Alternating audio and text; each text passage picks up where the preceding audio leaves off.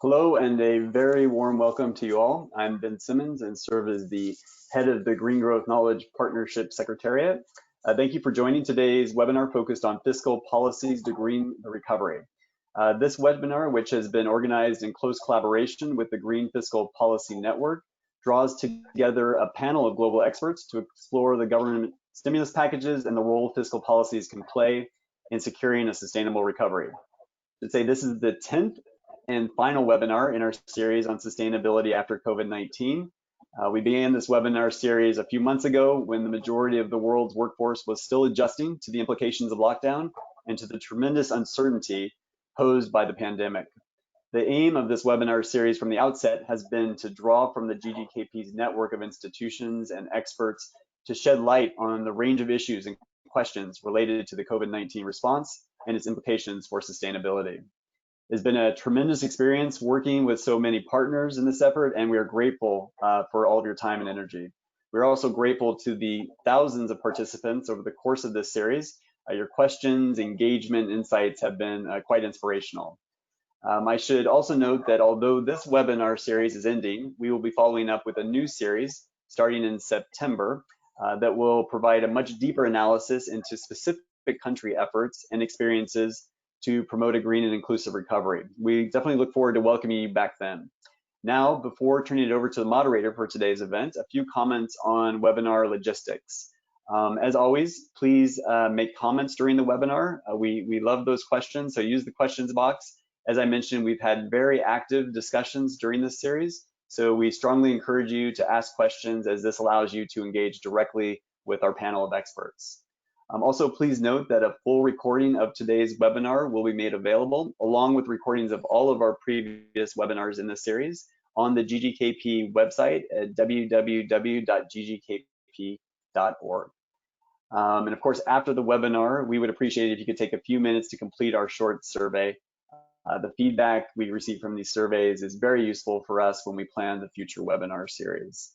Now, without further ado, it is my absolute pleasure to introduce Gillian Tett, the moderator for today's event. Gillian is the chair of the editorial board and editor-at-large US for the Financial Times. In 2014, Gillian was named Columnist of the Year by the British Press Awards and was the first recipient of the Royal Anthropological Institute Marsh Award. Gillian, we're absolutely thrilled to have you join us as a moderator for our final event, and I'm pleased to turn the virtual podium over to you. Thanks, Gillian.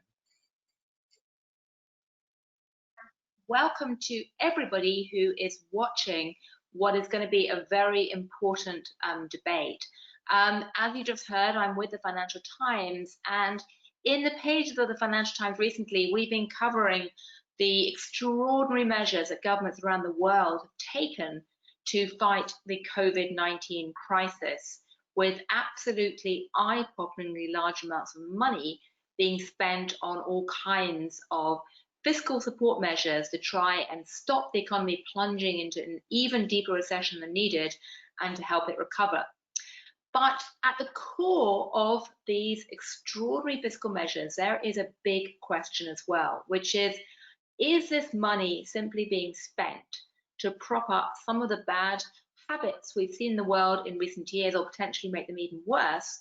Or are we going to try and do something which the British government and others embraced after World War II, which was the mantra, build back better? Richard Curtis, a filmmaker who's produced wonderful movies like 4 Weddings and a Funeral that we've probably been watching to keep us going in COVID, points out that build back better was a fantastic mantra after World War II, and it could be a great mantra now if governments actually spend the money wisely and use that to try and promote sustainability rather than making existing problems worse. So we have a fantastic panel of people to talk about this today. I'm going to suggest you turn on your webcams as I introduce you. We have Aeree Budiarso, who's head of the Climate Change and Multilateral Policy Center from the Indonesian Finance Ministry. Jacqueline Cottrell, who's a senior policy advisor and vice president of Green Budget Europe. Aeree Kim, who's climate change expert at the United Nations Environment Programme. Brian O'Halloran, who's a PhD candidate in energy finance at the University of Oxford. And Parry, who's the principal environmental fiscal policy expert at the IMF. So a tremendously good group of people to talk about these crucial issues. And I'd like to start perhaps with Ian and ask you, IMF is sometimes jokingly called, it should stand for it's mostly fiscal. You are in the center of fiscal policy debates. Do you think that there is enough focus on green issues in this current round of fiscal action? Who are the laggards? Who are the leaders in this respect? And what needs to happen? Well, I think that the crisis hasn't really affected the basic climate challenge. I mean, we still need to cut our emissions in 2030 by about 25 to 50% below 2018 levels to meet the temperature stabilization goals of the Paris Agreement. And even though emissions this year, global emissions might be about 8% lower this year than last year, we're still projecting, based on the most recent GDP numbers, that global emissions in 2030 will be 20% higher than 2018 levels in the absence of new mitigation measures. And the key challenge basically is that 2/3 of the low-cost opportunities for mitigating emissions are in China, India, and the United States. And at present, all of these three countries have relatively lax mitigation pledges. So one way or another, we need to effectively and equitably scale up action in these three critical large emitting countries. We think that the crisis has actually strengthened the urgency of green fiscal policy. We think it's essential to get energy prices right, which means reflecting both supply costs and environmental costs in energy prices to make sure that the new private investment that's generated by the recovery is appropriately allocated across green and brown sectors, and to avoid locking in new carbon intensive capital that eventually will become stranded. In addition, carbon pricing can provide a valuable and badly needed stream of revenues, typically around 0.5 to 2% of GDP for a $50 per ton carbon price. So that can help lessen the need for damaging fiscal consolidation measures later on, such as higher taxes on businesses and households, cuts in public spending that will ultimately be needed to pay off some of the upfront debt that's been incurred. And we think it's very important that mitigation and adaptation projects are prioritized right now in national budgeting procedures. Right. I mean, Jacqueline, I'd like to turn to you at this point, because, although the chief laggards at the moment appear to be places like China and India and the US, which are the places which need to act because they account for 2/3 of emissions, Europe has taken a quite different tack. Can you explain what Europe is actually doing in this respect, and whether you think it's enough, and whether in any way you think that could be a model for where the rest of the world should be going?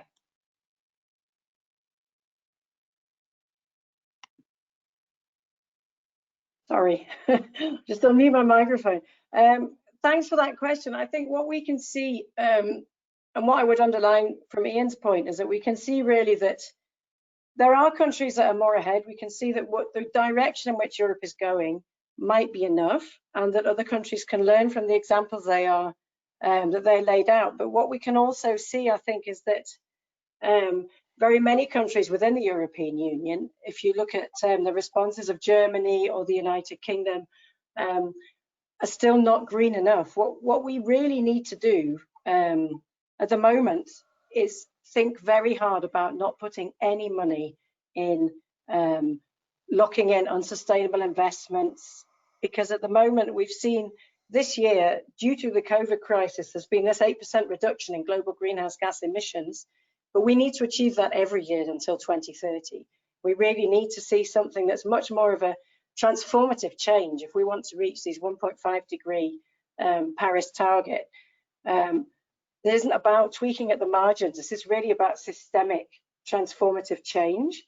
And I think there is a real opportunity now to take that step and move forward.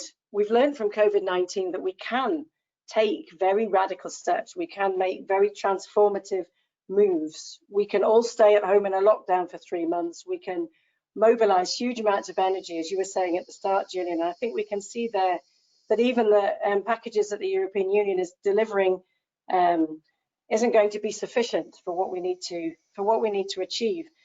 I think what is really important that governments make efforts to think about is that recovery packages contain absolutely no support or bailouts of businesses that are particularly emissions intensive sectors unless they have conditionality, unless there's a requirement there, for example, for airlines to be shifting more to biofuels, or for car manufacturers to guarantee that by 2030 they're not producing any more ICE engines, any more internal combustion engines, for example.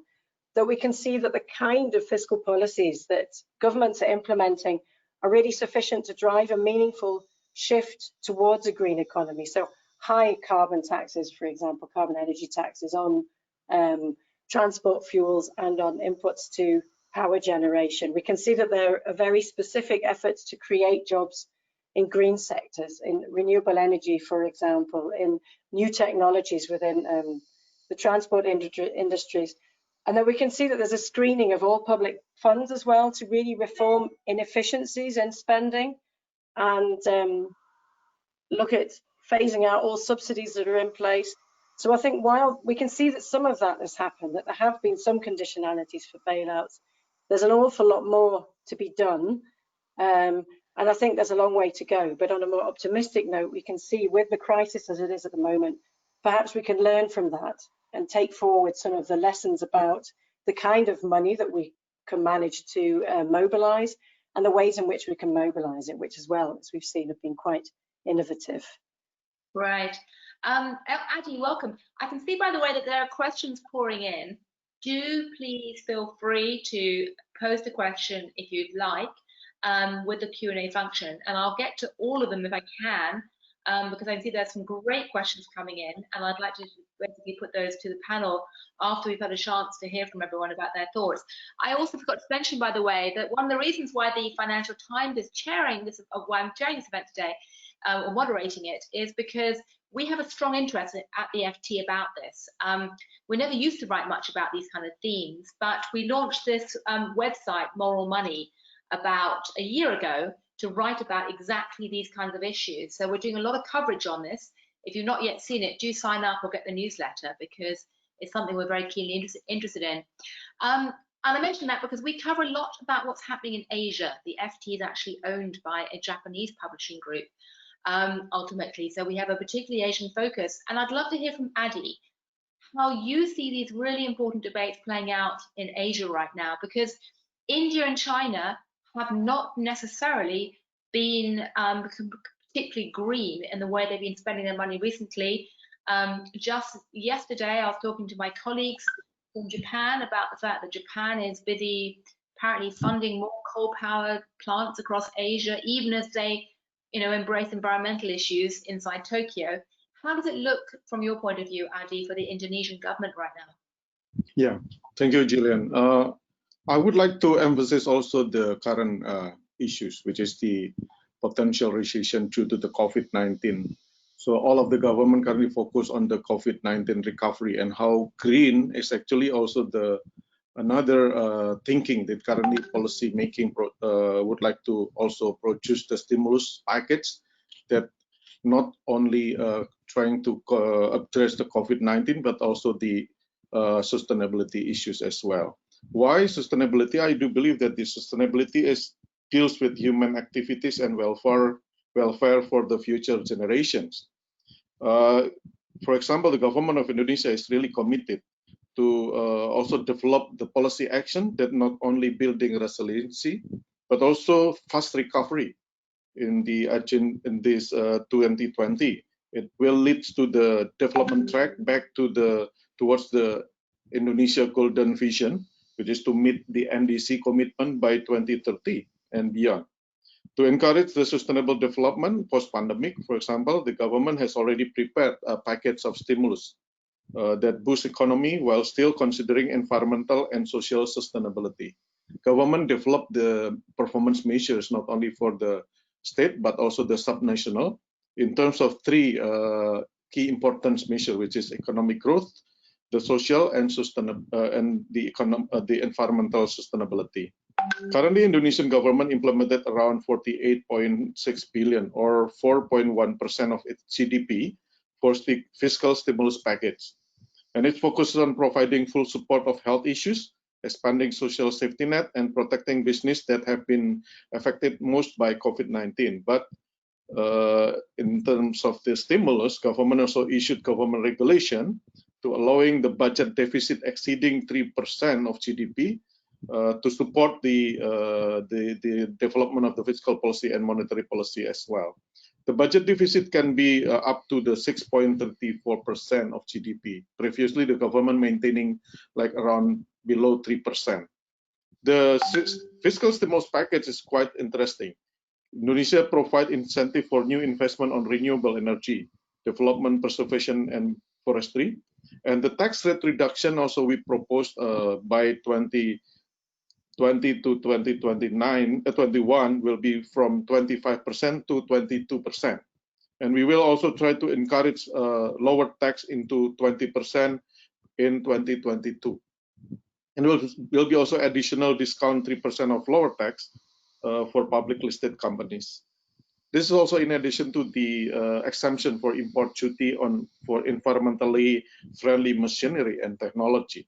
Increase the subsidy for bioenergy B30, and also additional support for waste management, cash transfer for labor-intensive program, swamp and pond irrigation networks, railway support for infrastructure facilities, making sure that the government can reach 60% of the most vulnerable people that living across the 75,000 villages in Indonesia. So Indonesia is a really big country. We have 75,000 islands. And we would like to make sure that most of the vulnerable people that directly impacted by COVID-19 and even the potential climate change risk are living over there. And government also provide the support on mangrove planting, forestry, sustainable financing support, and also the banking in terms of the supporting sustainable reporting begin in this year. Thank you. Thank you, that's fascinating. Well, there's a lot of things to pick up there. And I'd like to ask Joy, who's taking an overarching view of the global trends right now, to give us your sense of how Asia, Indonesia fits into the picture along with Europe and elsewhere. Thank you, Gillian. I think it's very interesting to hear about what Indonesia is actually doing. And we also do have some very interesting examples that we can look at in Asia, particularly countries like India, for instance, that they actually have increase the taxations on petroleum and then diesel by over 50%, and to mobilize resources to actually deal with the COVID-19 situations.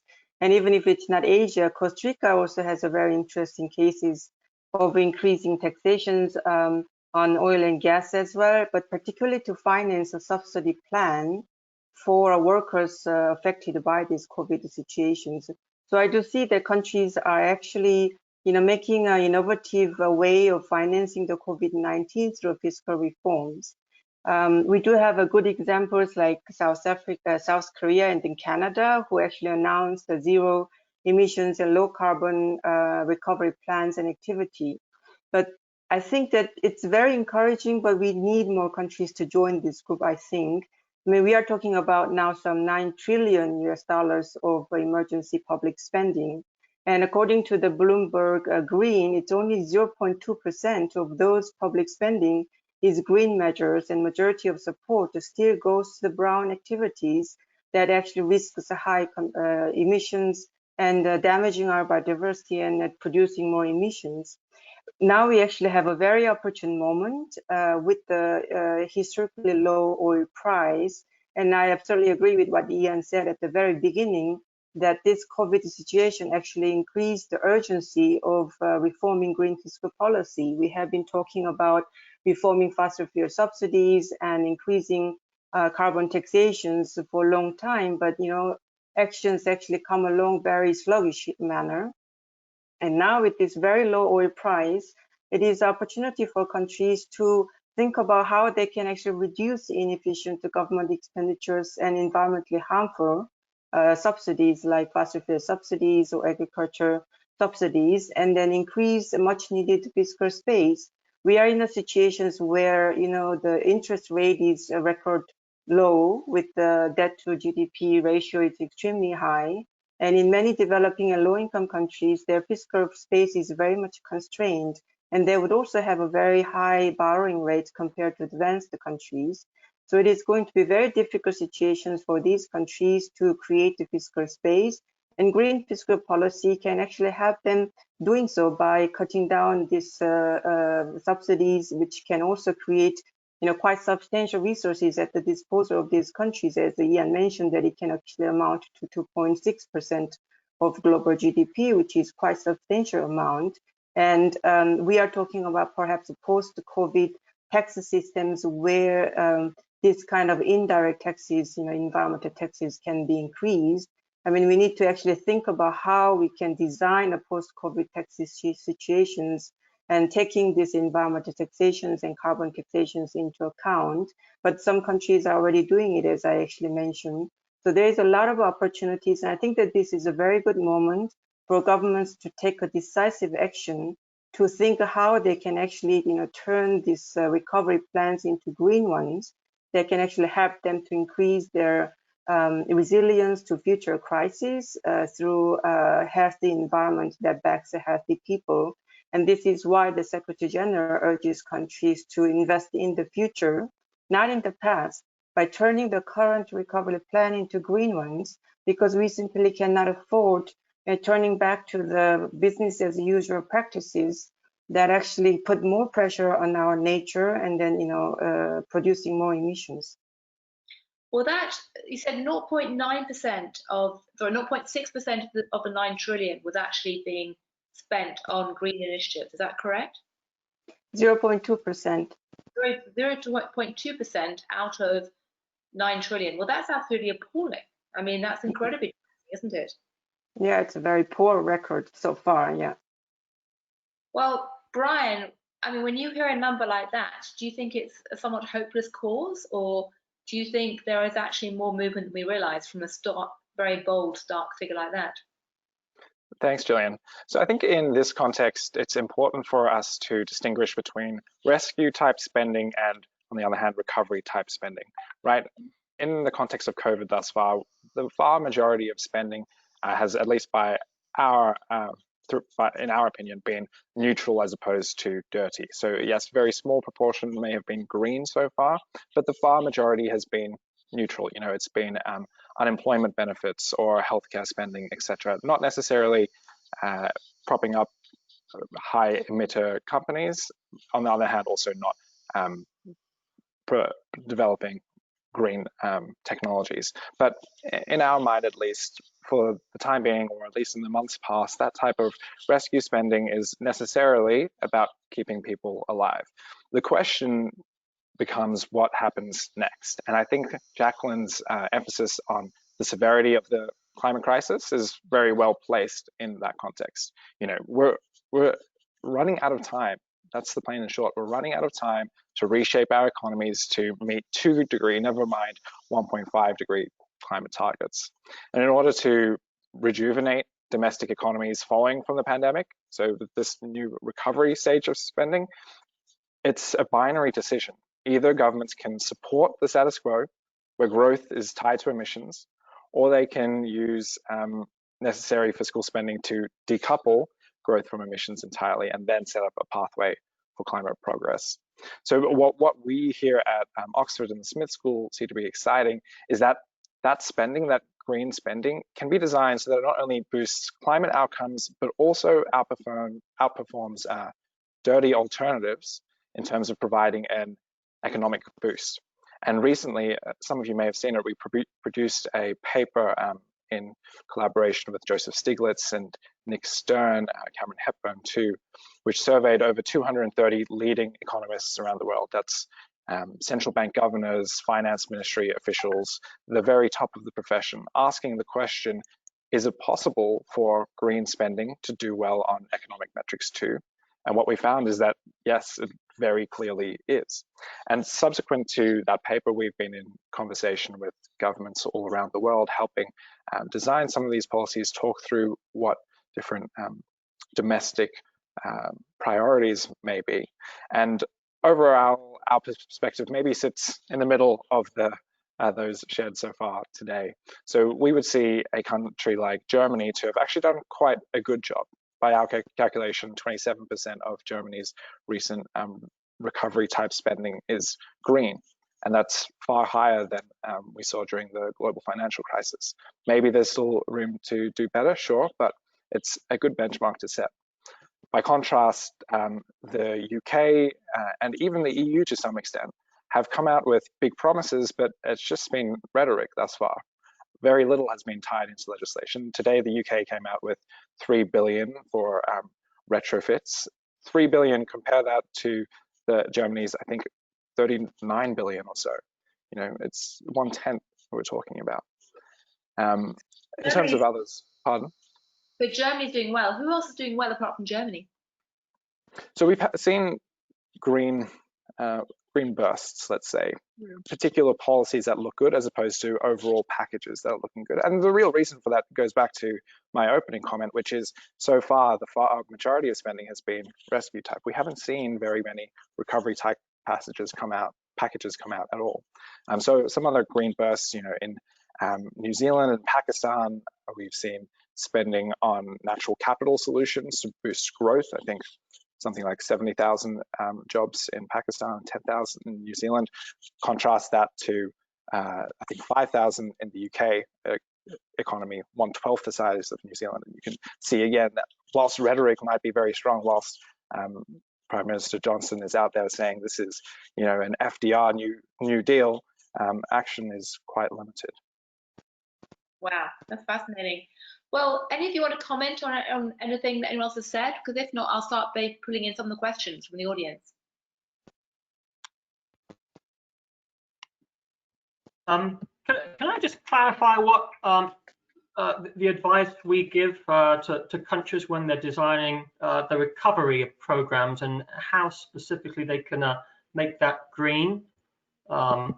We think that green recovery programs should have several key elements. You know, obviously, first of all, you want a new and ambitious climate program for COP26.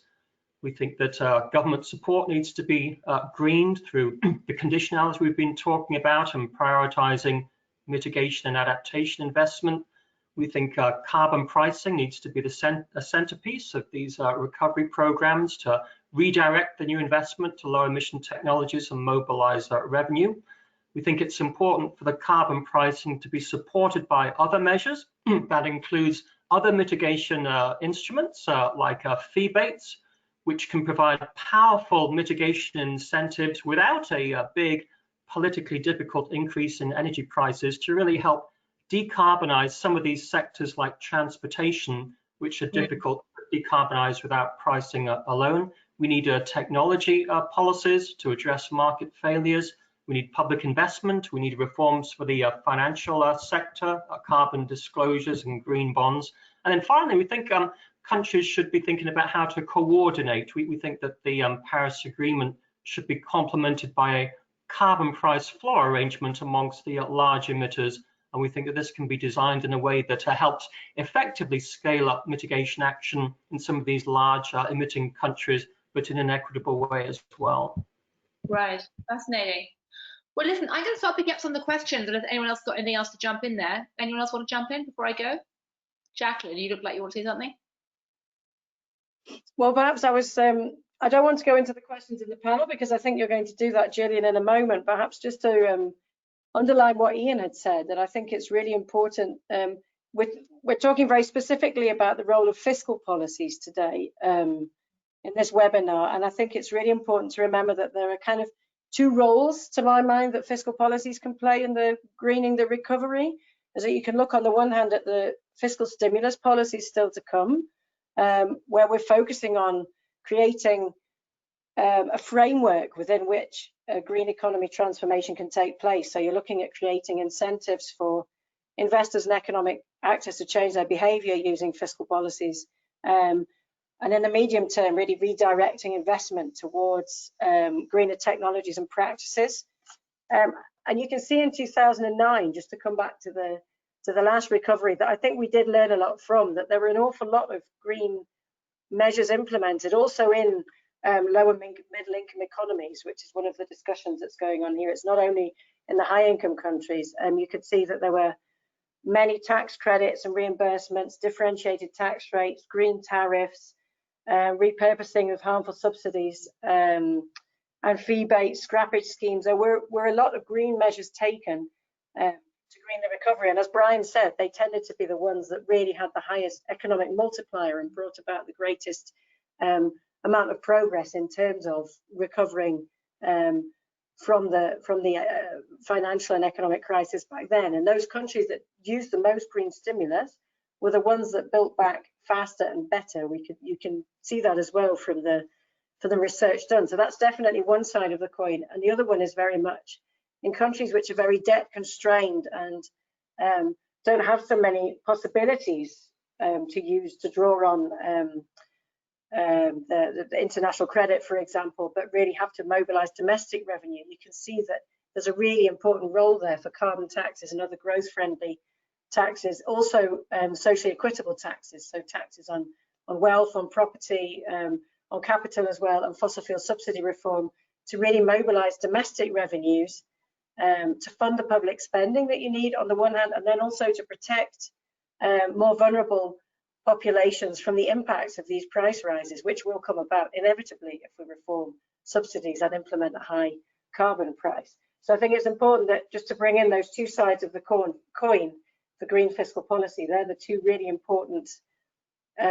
influences on the green economy transformation that the fiscal policies can have. Right. Well, I'm going to start picking up some questions from the audience. I'm going to start with Khadija Houdi, who asked a question almost as soon as we started, so I think deserves to be heard. She asked what fiscal policies can governments launch? I think you just touched on quite a few of those, Jacqueline, but also, could all governments utilize fiscal policies? I'm curious to ask someone like Ian, who's taking a sweeping view of different countries, or Joy, about whether you think fiscal policies of this sort are feasible for all governments, or are there different buckets in your mind? The appropriate policies are going to vary with national circumstances. I mean, for example, carbon pricing is more effective in countries where there's a lot of opportunities for shifting away from carbon-intensive fuels. So it tends to be emissions are a lot more responsive to carbon pricing in countries like South Africa, China, India, that consume a lot of coal. Whereas, for example, Costa Rica, a large portion of the emissions are from the transportation sector. The power sector is largely carbon-free.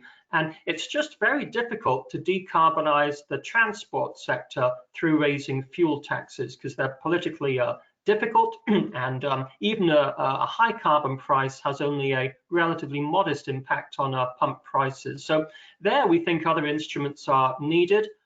We would recommend these fee-based schemes, which provide a revenue-neutral sliding scale of fees on emissions-intensive vehicles and subsidies for relatively clean vehicles. And you can really build in very powerful incentives by altering relative vehicle prices to induce people to shift towards some zero-emission vehicles, but without a big new tax increase on the average motorist. So the appropriate combination of instruments and the balance between carbon pricing and these other sorts of reinforcing measures will vary across countries.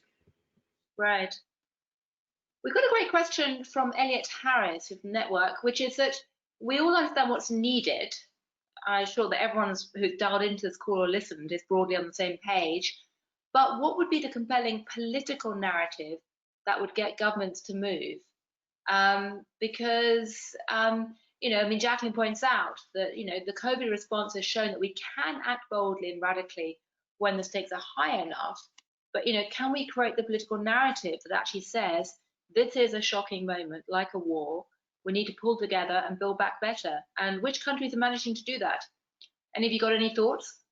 Perhaps I could ask Aeree, because Aeree, you're actually involved with the government How does the political narrative play out right now in Indonesia?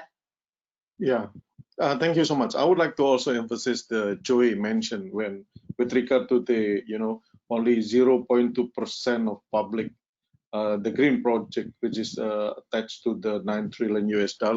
I think this is a good narration that currently most of the leaders should hear, and we should voice this louder and louder. Currently, Indonesia has joined the Coalition for Finance Minister for Climate Action since 2019. I do believe now the members is already 55 countries. And in the beginning, when COVID-19 strikes was happening, I think the leadership of the Saudi Arabia in G20 is quite apparent. So that's actually the new multilateralism is becoming matters. How then we can try to bring along all of the green concern into the leadership discussion on the table of the leadership discussion. In addition to that, I do believe IMF and World Bank is also probably would like to play a significant role in circulating this passion to all of the members countries. And I do believe Europe, I think, in the best position to give an example of this. Indonesia is quite committed to learn on how countries can respond proactively and addressing the climate policies, the climate or green policies in our fiscal policy mix. I can give you an example. Green or kind of a carbon pricing. We trying to propose due to the plastic, increase of the marine debris, for example. Now we're targeting 30% up to 70% reduction of the plastics in the sea by 2024. So that actually the leadership must say something, and the leadership can also play an active role with regard to the promotion of the regulation, mitigating this process. And this is quite culture matters, and how to link the ultimate outcomes with the people, the society. So I do believe with the collaboration, I think we can voice this louder to all of the strategic partners, even the region and multilateralism fora. Thank you so much. Brian, you sort of looking right across the globe at this. What's your perspective? Yeah, so I think at least in our experience, oftentimes we're speaking with environment ministers who are very pro this type of movement. Other times we're speaking with finance ministers who might be a little bit more skeptical. And in those types of discussions, something that we've found to be helpful is to take it a step back and say, fundamentally, do we want to be investing in the industries and sectors that have supported the economy of the past? They've got us to where we have been brought, and it's important to recognize that there have been positives associated with those programs. But do we want to be focusing on reinforcing what's worked in the past, or do we want to be turning our attention to what will be working in the future, right? Do we want to be putting capital towards industries that are clearly dying and requiring this government spending, or do we want to be catalyzing new trends that are starting to develop? And once you have that just rational basis established, it becomes a lot easier to discuss how green technologies fit that second bucket, and you have those discussions alongside other emerging technologies like artificial intelligence, and you can say that they're equivalent. And that's a perspective that we found to be really helpful in these types of conversations. Right. We have a great question. Unless you want to jump in here, Jacqueline, do you want to comment on the European things? We have a great question from Burundi I want to pick up on. Perhaps one thing I just would like to add to the discussion of political narrative very briefly is that I think the Time's Up discussion is important at the moment, that we make clear that this is a window of opportunity that we have now that we don't have for the next 10 years. There's a window now. I think there's a potential for a positive vision for how our society and our economy could be transformed by means of a green recovery. I think as well, what might be key arguing in the current climate is to really have a vision of how the co-benefits of a green recovery can be for health, for human health. We can see that these interactions and the interface between nature being pushed back and humans spreading all over the globe is probably one of the reasons for this pandemic and that it's been the cause of pandemics as well in the past, this transition of zoonotic viruses. And finally, I do think the lessons from the COVID crisis that I touched on, the idea that there can be money there. We've seen that we can realize radical change. We've seen as well what policymakers have seen, what exponential means, what dramatic change means, what feedback effects could mean in the climate crisis. I see their potentials too. And also the populations have seen that. And finally, perhaps there's a potential to draw on the momentum of the climate change and the climate action movement before the COVID crisis came into being. So I do see the potential for a narrative to be strung together, just to add to the last question.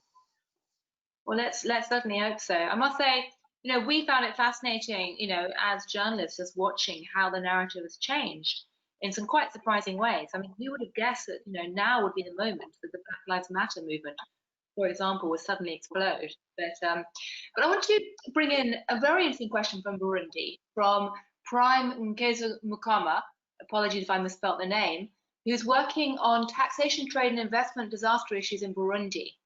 And two questions. During this uncertain time of COVID, how can we ensure the policies in place are more inclusive and supportive when, oops, daisy, it's gone, sorry, I jumped off here, 1 second. Apologies.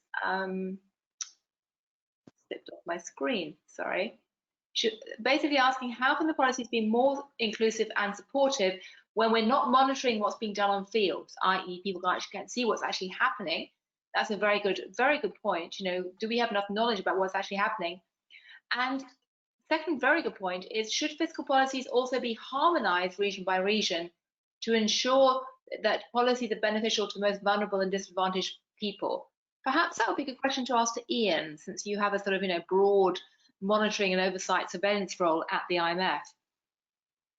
And perhaps Joy may have a view on that as well. Yeah, I mean, I think we need to be honest that the Paris Agreement, it's definitely a major step in the right direction, and countries are focused on mitigation, and most countries are seriously thinking about how to implement the pledges that they've made. But we think that it's not going to be enough. Countries acting unilaterally just don't have that strong enough incentive to scale up their ambition. We don't think currently the pledges would be sufficient, even if they are fully met, to containing warming to about 3 degrees Celsius rather than 1.5 to 2.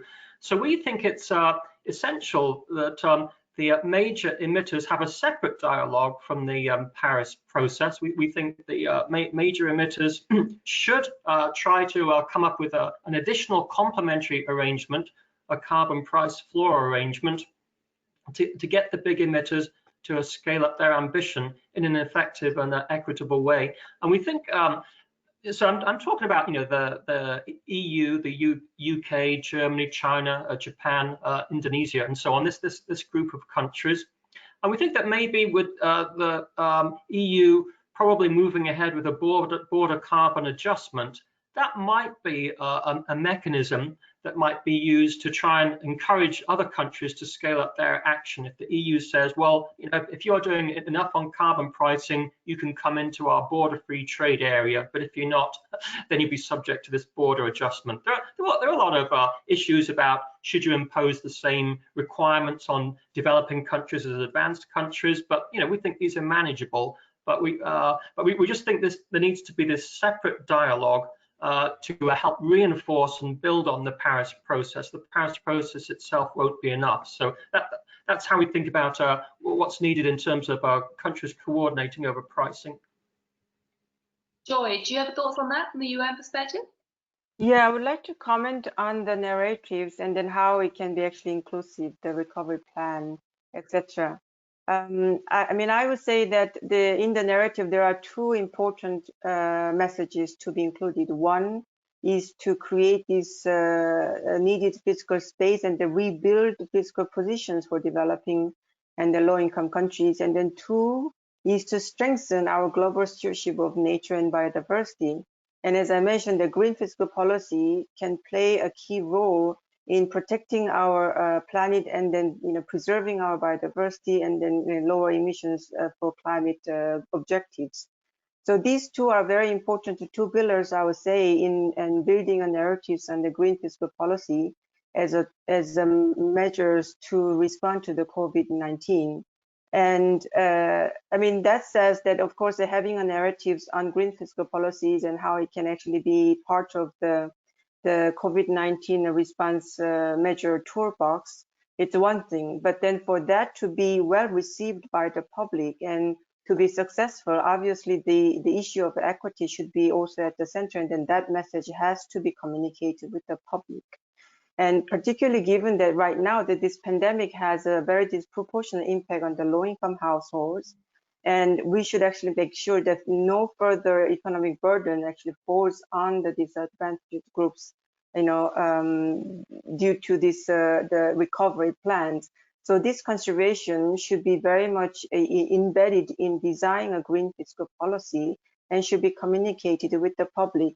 Now, in the past, if you actually look at, you know, how countries, you know, successfully implemented reforming green fiscal policies such as taxes and subsidy reforms, there have been many countries who actually had a setback. And I think that in recent case in France, this movement of Gillian was one of such cases. But we also have a very many successful country experiences, and Indonesia also has a lot to offer to other countries about how they actually have successfully implemented this green fiscal policy, how well they actually have done this campaign and then communication with the public, and how they actually well designed about the mitigation measures and compensation mechanisms, and also to strengthen these social protection mechanisms to be in place, so that as the situation evolves, they can actually, you know, tailor and then the customize this the compensation measures to address and, you know, make sure that there is no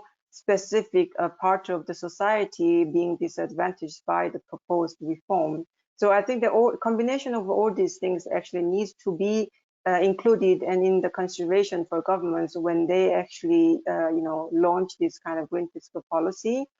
And just to respond to the one further question posed before about whether these different types of fiscal policy measures should be implemented across different countries, of course, that is not the case. But luckily, I think that we actually do have a very, you know, the vast range of fiscal policy measures available, and depending upon what country is actually doing, I mean, they can specifically target a specific green fiscal policy measures and reforms to be done in the countries where they do provide a lot of environmentally harmful agricultural subsidies, for instance. I mean, this is something that they can actually address it, and particularly they actually would bring a lot of benefits, not only in terms of you know, making a sustainable agriculture and food system, but also by reducing a large deforestation, and in particular reducing the risk of future infectious zoonotic disease outbreaks by, you know, protecting the biodiversity and, you know, making the sustainable agriculture and the food system in the future. Right, right. Well, we're getting a stream of very specific, very granular questions, which I'm going to take one by one, because they show that people are actually focusing not just on the why should we be doing this, I think we all agree, but the how. Got a question from Dr. Ganja G. Can you give some suggestions on mitigating plastic pollution due to COVID?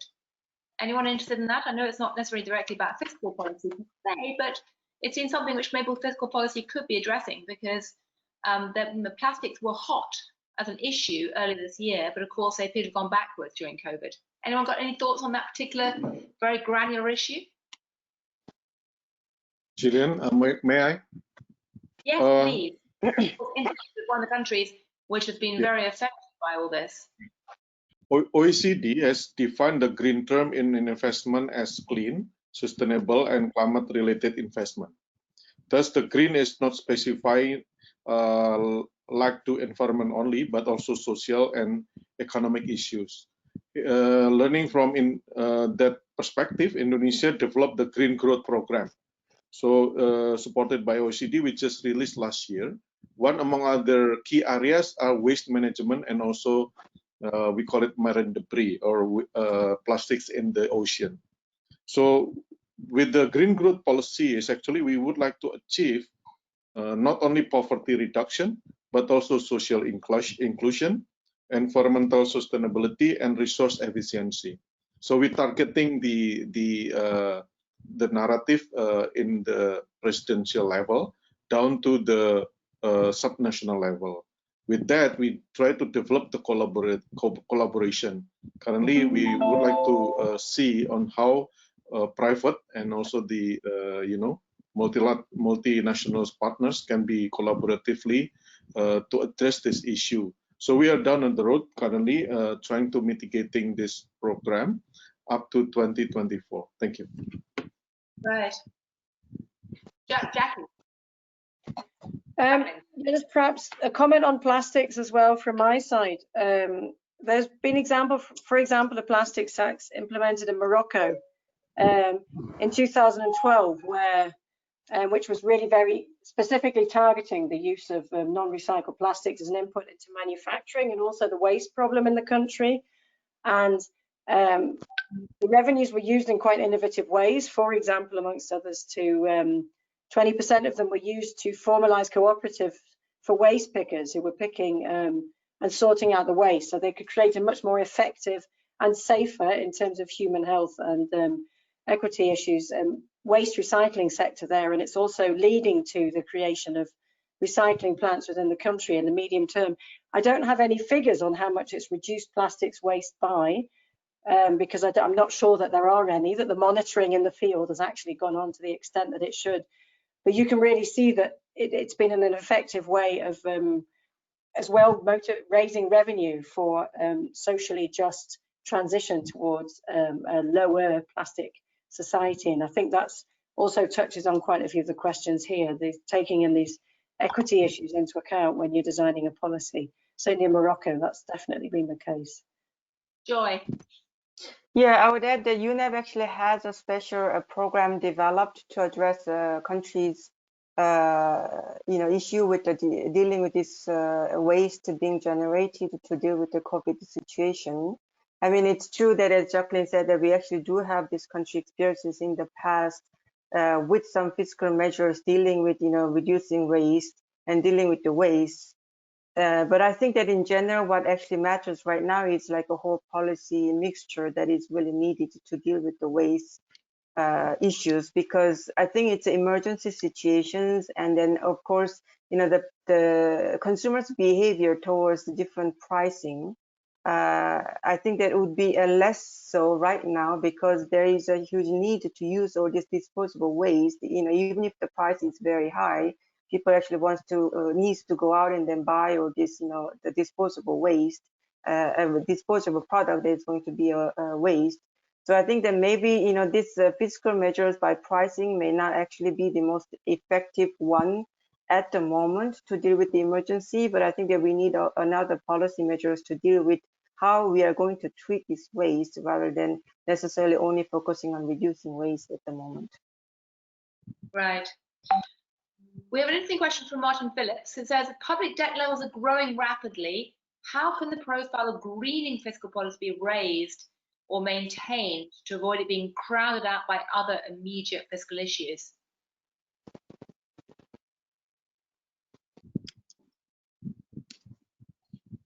Ian, do you have any thoughts about that?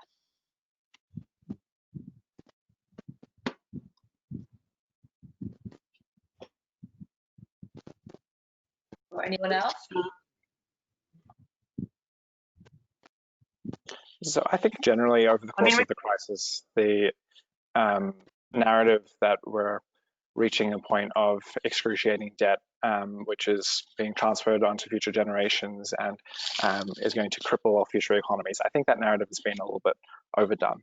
Debt levels for high-income countries are at very, almost all-time lows in some cases. In some cases, they are at all-time lows. And so general economic consensus is that the ability for these high-income countries to basically outgrow their debt with inflation, those types of perspectives I think are quite valid. And so maybe it isn't really a matter of being crowded out, in that we can meet all of these different needs for the time being, at least. If we're in the situation where governments have to maintain employment benefits for 5 years, different story. But for now, I don't think that in high-income nations that's too important of a problem. When you talk about lower and middle income countries, it can get a little bit more complicated. Particularly in low-income countries, existing fiscal space is small, and so there's a bit of a burden on international institutions, including perhaps the IMF in some way providing support, but otherwise development banks to provide a little bit of that capital to help some of these measures be implemented. And a number of those development banks, you've seen the African Development Bank, Asian Development Bank, the World Bank as well, including some type of green conditionality or at least green encouragement to garner or to support those types of fiscal spending policies. So that's my very broad-based view, but Ian, you might have some more specific comments. Yeah, I mean, I'm not an expert on debt issues and how sustainable debts are. I mean, my hunch is that it's extremely worrying that debt to GDP ratios are escalating very rapidly. They were already at historically high levels after the 2008 crisis. Haven't fallen that much, and now they're going way up again in the United States and UK and so on. So I think probably at some point these countries will need to have fiscal consolidation measures to pay off some of this debt. And at that point, the choices, none of them are very palatable, but the choice is, well, either we increase taxes on firms and households, or we cut public spending, or we implement higher energy taxes and carbon taxes. So I'm hoping at that point, when fiscal consolidation is needed and under discussion, that carbon pricing will be one of the central elements of a consolidation package. Right. Question about AI and technology and taxation. This was a hot topic, was becoming a hot topic earlier this year with the OECD about the question of whether one way to deal with some of the fiscal hole in countries was to tax technology more effectively. Do any of you think this is likely to enter the discussions in terms of trying to find ways to fund greener recovery, or even looking at the tech sector as something which needs to be a bit greener? I think generally speaking, governments are going to be hesitant to engage in any type of increase in taxation over this period. During the global financial crisis, one of the big learnings was that austerity measures tended to not work all that well compared to spending measures. And so depending again on how long the crisis goes on for, we might have a need to raise taxes in some of these areas, but I think there's significant hesitance at the moment, and that's at least what we've seen in our conversations. Right. I think that, I mean, even if the governments may be hesitant to take, immediate actions, I mean, they need to cross the bridge sooner or later. As I mentioned, that there will be a post, a COVID crisis tax system review, and there are a lot of discussions going on right now about increasing large corporate taxations who actually are making excessive rate of returns for the equity's sake, and this taxations on the digital economy as well is going to emerge as well. So I think that at some point the governments, and particularly given the fact that their fiscal space is going to be very much constrained, they will need to look at these issues. And when they do so, I think that it's actually fair for them to put the equity issues at the center and then green recovery issues at the center as well, and then consider green fiscal policy as well. Right. What about food security issues? We've had a question here which may not seem directly linked to fiscal policy, but it's obviously very important for questions of equity. Any of you want to address that? I know the UN's been looking at that as well, haven't you? Yeah, I mean, FAO is actually, very much concerned about a lot of countries where they do actually have, food security crisis because of the supply chain sort of being, totally shaken by the COVID situation.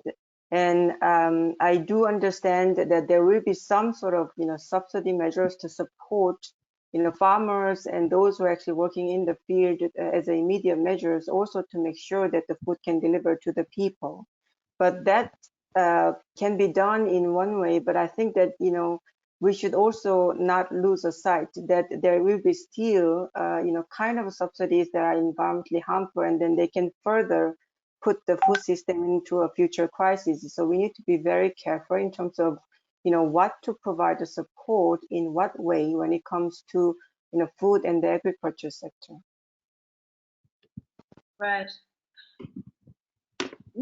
Jacqueline, I was about to turn to you with another very specific question we've had, but yes. Oh, okay, perhaps just to comment on what Joy said, I agree very much. The part of the recovery really has to be about thinking about food security in future and how there are a lot of subsidies that flow into the agricultural sector in very many countries, thinking about repurposing those so they're not flowing into harmful areas such as subsidizing purchases of pesticides which are used to excess or fertilizer, but focusing much more on food security issues, on low impact agriculture instead, so that you can really see that, I think there's potential to use this time now as a lever to start to green the agricultural sector as well. And as Joy said, to put equity really front and center of that discussion and think about how that can take place and how spending can be repurposed, how irrigation subsidies can be better spent on ensuring access to water, for example. I think there is potential to take action without jeopardizing food security, and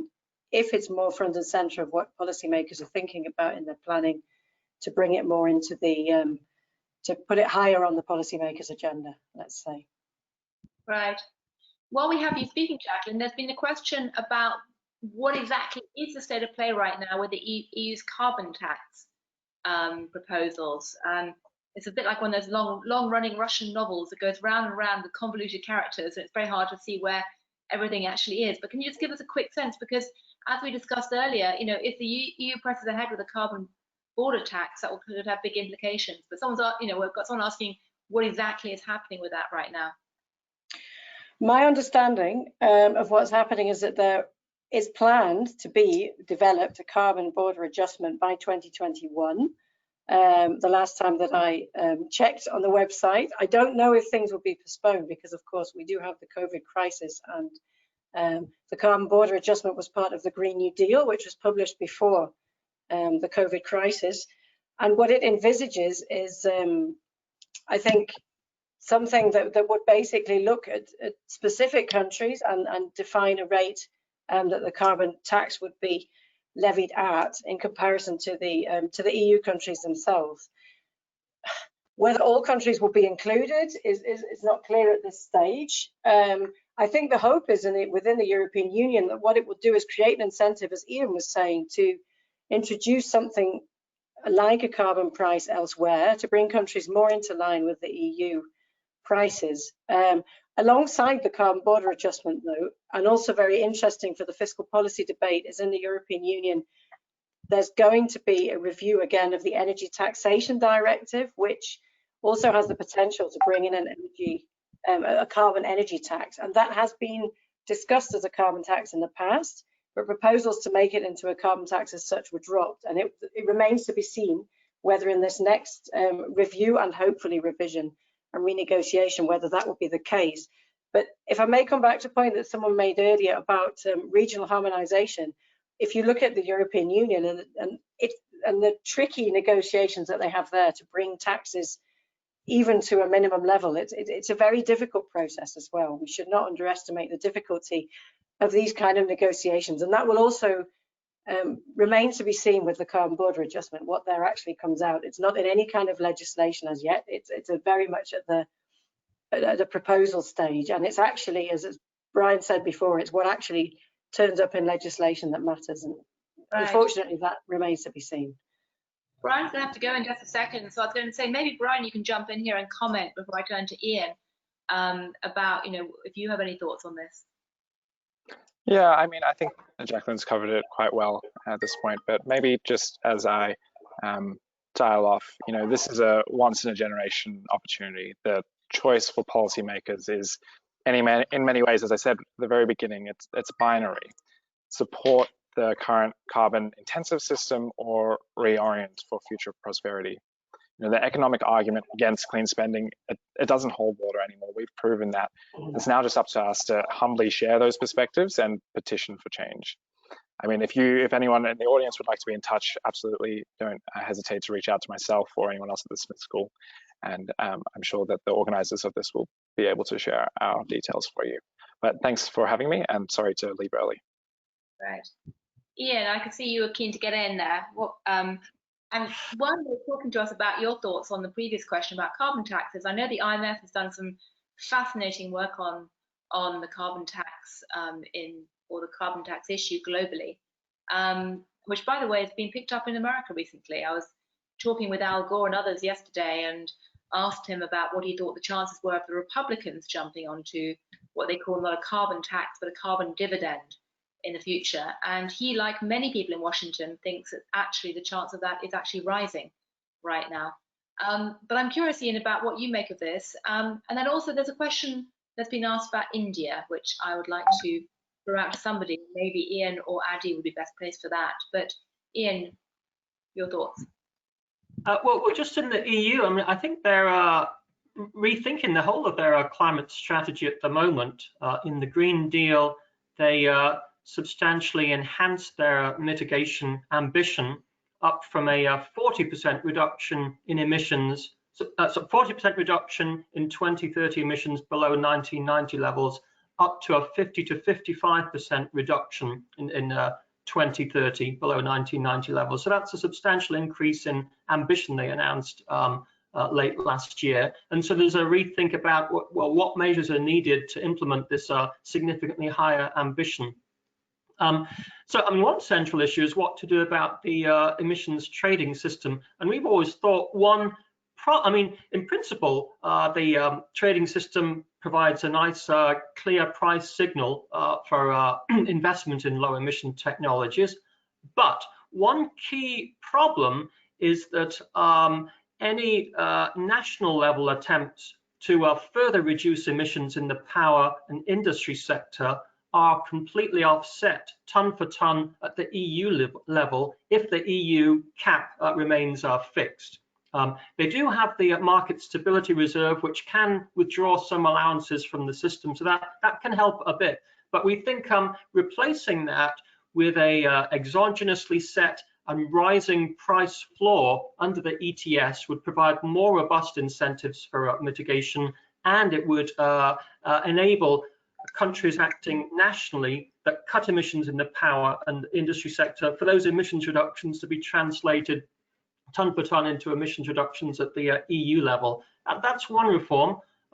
We also think that they should think a bit more about these other more flexible, more cost-effective alternatives to regulations. So, for example, these fee-based schemes we think are a very powerful way to shift people to low-emission vehicles. They're more flexible, more cost-effective than regulations, and we think they have a very important role to play as countries are trying to phase out internal combustion engine vehicles and move to electric vehicle fleets.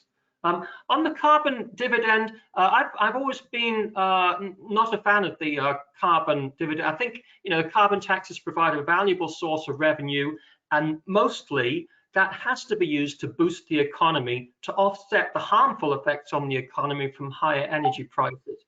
If it's just returned in a dividend, effectively you're diverting a very valuable revenue stream from the general budget, which means that either taxes on businesses and households have to be higher or spending has to be cut. So there's a high opportunity cost to just giving the revenues in lump sum transfers. I've never thought that's a very good idea.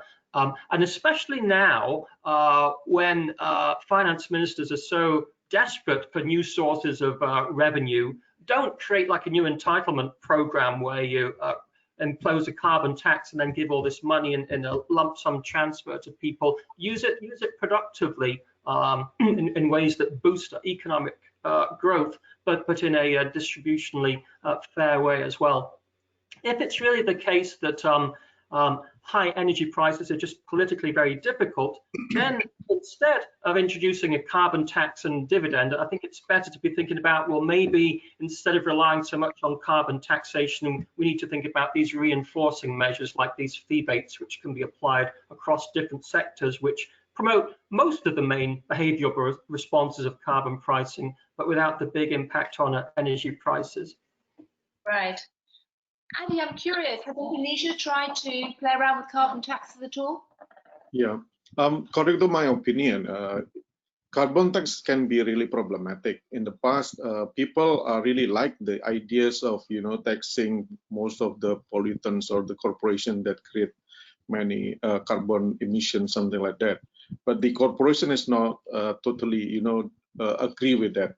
So the issue of equity is there, but I think the growing concern for corporation for the green kind of the circular economy approach, something like that, I think becoming really apparent currently that the ideas on carbon credit, or in my country, we would like to propose the carbon economy. So starting with how then people start to realize that if your emissions are higher than the cap, you must also be responsible to contribute more towards better society or better environment concern. So now we would like to address that starting with the plastic excise. So currently we propose in the parliament and it's been already agreed. So we would like to classify most of the pollutants like plastics that bags that's really difficult to be recycled.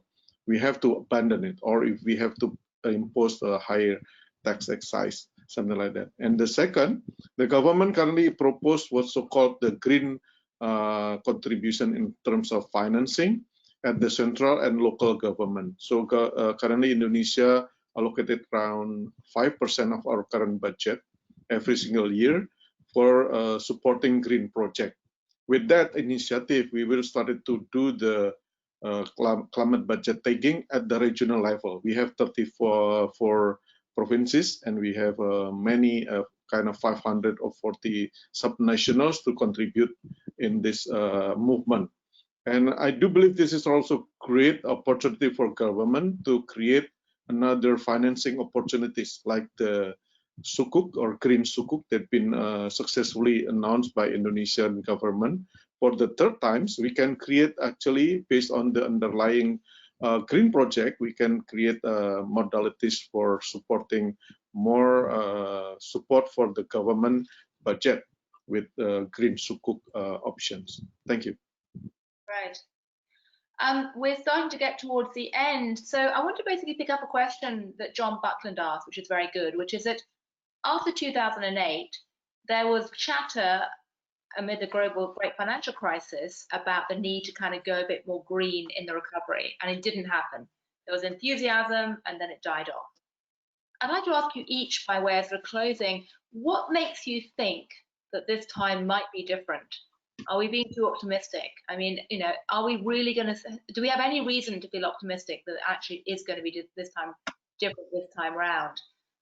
Ian, since the IMF, it's mostly fiscal, was at the center of the great financial crisis and the recommendations afterwards. Do you have any confidence this time around it's going to be different? Cautiously, yeah. I think what's different now is that we have the Paris Agreement in place, whereas we didn't back in 2008. So now practically every country has a climate commitment which they've made for the Paris Agreement, and they need to submit a revised commitment next year for COP26 in the UK, preferably with more ambition. And I think most countries are serious about trying their best to meet the pledges that they've made. It's not enough, but I mean, I think we're heading in the right direction, too slowly, but at least we are making progress. So that's why we think at the IMF, we think we need an additional mechanism to reinforce it and speed things up, and that's why we propose this carbon price floor arrangement as a supplement to the Paris Agreement to scale up action in the large emitting countries. So cautiously optimistic, but it won't be enough. Jacqueline, are you optimistic at all? Do you think it's different? And I'm going to ask Aeree and then Joy in that order. Yes, cautious optimism. I think I would underline the way Ian referred to it there. I think we can see, not only can we see Paris and the Paris Agreement, which has changed the way I think that we think about green policy measures internationally and in countries as well. And, we can see that there's a ratcheting up of ambition, which was supposed to be this year at the end of 2020. It's now been moved on to 2021 in Glasgow. I think we will see there that countries are committed. We won't see that they'll produce the commitments necessary, I think, to meet the Paris targets yet. And I think it's a very interesting idea because of that, to look at alternative mechanisms, as Ian has said, perhaps a carbon price floor for some of the biggest emitters, to look if that's a way to fast track some countries to change their emissions, to reduce their emissions more rapidly. But I think also what's different is we also have the Sustainable Development Goals, of course, which look at things like really alleviating poverty, zero hunger, access to clean energy, access to clean water, sustainable consumption and production. And all countries have also made commitments within that. They have to report to the United Nations within that. There's a great deal of a structure around this kind of sustainable development now, and an international policy dialogue, which I'm sure Joy can say a lot more than me about, but I think that's certainly a cause for optimism. And then finally, I think you can see that, as I've said before, I think we can draw lessons from this COVID-19 crisis and apply them to our green economy policies and our recovery. We can see that governments can do more than they expect, people do more than we expect they will, and that if there were to be a similar drawing together and uniting around the need to tackle climate change and to implement a really transformative form of sustainable development, that I think that could work. Interesting. So 3 factors, basically: Paris Accord, the SDG framework, and then the shock we're all going through. Shock. Yeah. That's an interesting argument. I'm going to ask Joy last, actually, because I wanted to bring her in at the end and also tell us what's going to be happening this autumn with the UN meetings and stuff. But Aeree, do you think that it's different now from the 2008 financial crisis or all the other crises that Asia's gone through in terms of trying to focus attention on the green agenda? Yeah, I think current crisis has been quite severe compared to the past crisis since World War II. Even with Indonesia during the 1998 financial crisis and 2008 global financial crisis, government at that time at the highest 2% of the budget of the GDP in our budget has been allocated to support the government capacity to address that issue. But this year, the government has already doubled, right? Almost 6% deficit currently out of the government budget this year until 2022. But the government started to realize that we have to manage the economy. We have to help the resuscitated economies to restore employments and build better future. So we will turn back again to our discipline, fiscal discipline, by 2023 to come back again to the deficit at the minus less than 3%. So the government would like to, do or engage with 3 key strategies. First is investment strategy. Financing COVID-19 is really expensive, but we would like to also grab the opportunity to have more reform to make the government really, grab the opportunity for investment, especially in green project as well. The second, in the preparing of the policy institution and the policy frameworks. In terms of the green project, the government has been launched the Environment Fund.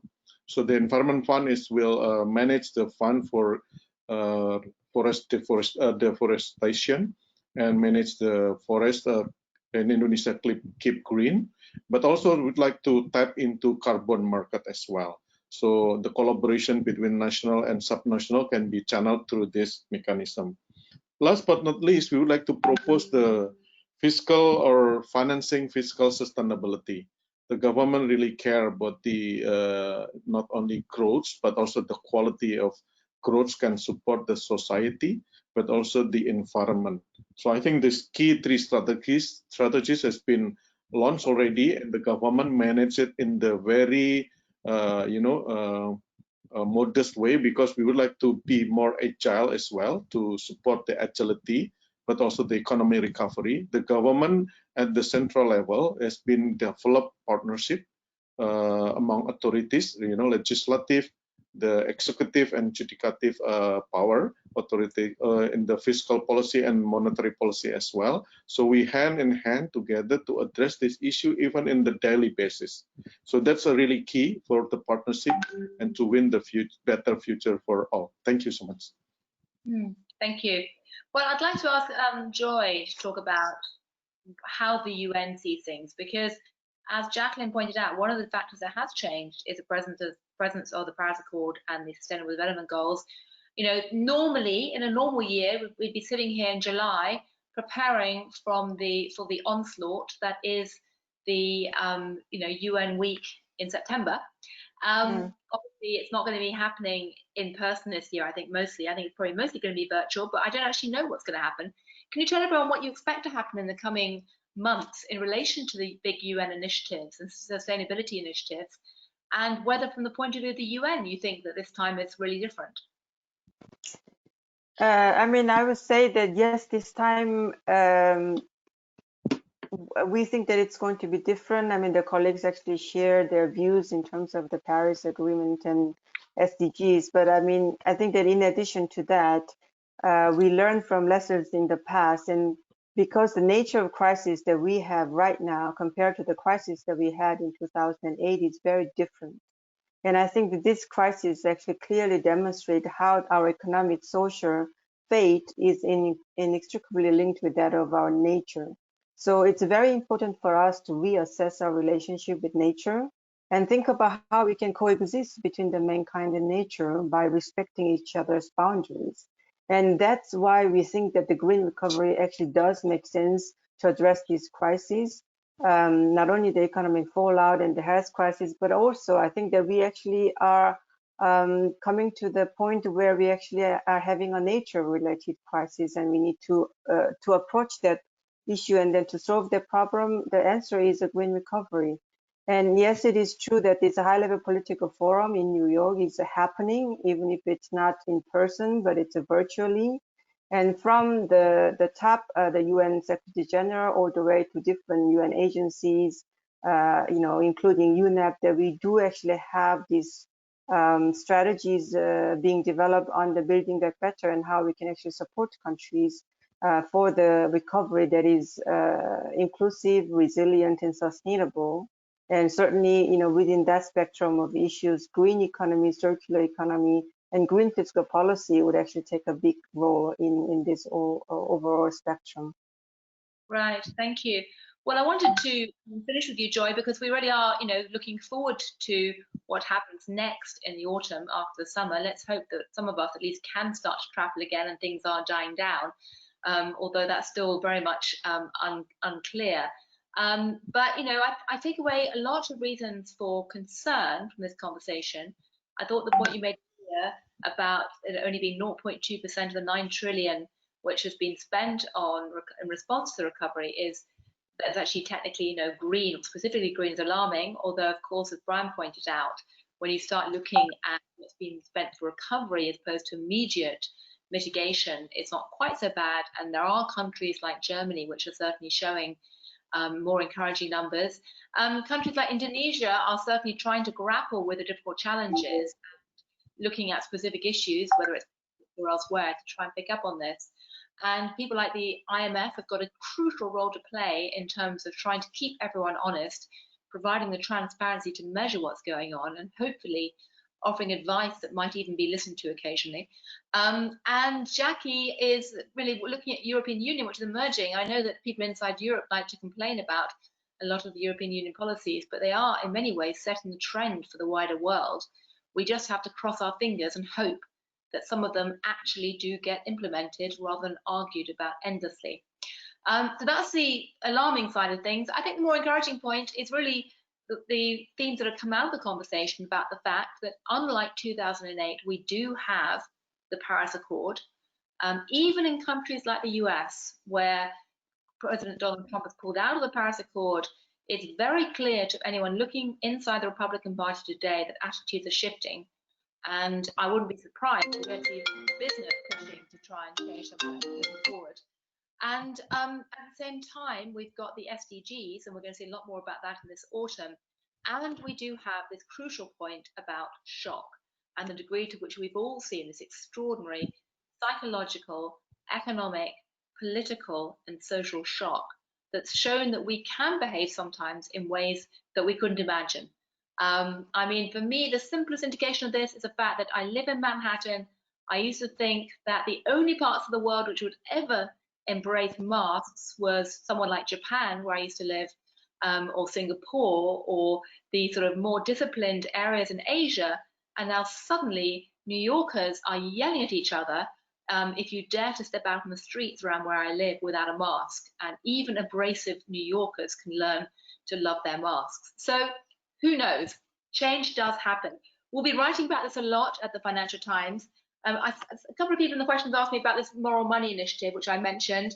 I haven't worked out how to type it into the replies, but if anyone does want to find it online, it's ft.com/moral money, one word, or just Google FT moral money. Don't just put moral money, because that will take you to a Daily Telegraph advice column on how to manage your investments ethically. We actually have a section specifically on ESG, SDGs and things like that. And we launched it this time last year. It's turned into our fastest growing newsletter, I'm pleased to say, and has incredibly high levels of engagement. So we'd love to get all of you engaged on that. But in the meantime, just remains for me to say thank you all for listening and watching. Thank you for the brilliant questions. And thank you above all else to the panelists for very thought-provoking contributions, and very best of luck for all of our sakes in actually turning these words into action. So thank you. Thank you very much. Thank you. Thank you. And I think I'm actually ending the session now, so thank you. Thank you very much. Bye-bye. Bye.